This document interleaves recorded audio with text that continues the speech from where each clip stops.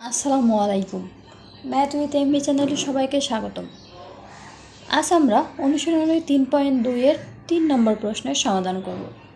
চলো তাহলে দেখি প্রশ্নে কি বলা হয়েছে।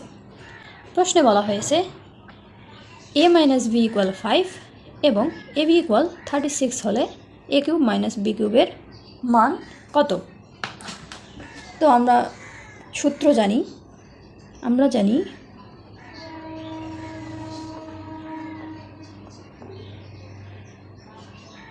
a³ - b³ এর সূত্র a - b whole cube plus 3ab into a - b, অর্থাৎ a - b এর মান দেয়া আছে, ab এর মান দেয়া আছে, b এর মান 5 প্লাস 3ab এর মান 36 এবং a এর মান হচ্ছে 5।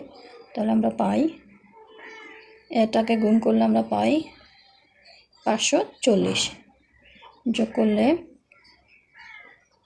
665। এটাই অ্যান্সার। খুব সহজে আমরা সমাধান করে ফেললাম।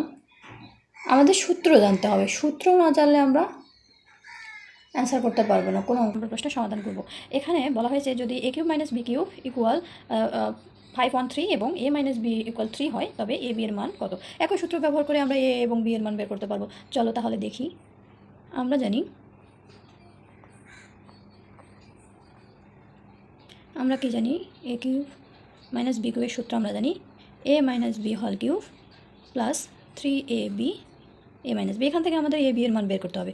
তো এখানে a³ এবং b³ এর মান কি দেয়া আছে, এটা, এবং a - b এর মান দেয়া আছে 3 প্লাস 3ab ইন্টু 3। তাহলে আমরা পাচ্ছি, এই মানটাকে এবার আমরা এদিকে নিয়ে আসি, তাহলে বুঝতে সুবিধা হবে।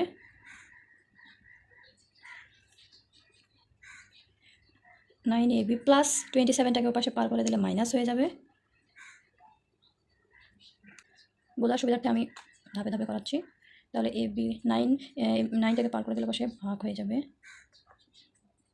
তাহলে ফাইনাল অ্যান্সার আমরা পাচ্ছি ab = 54।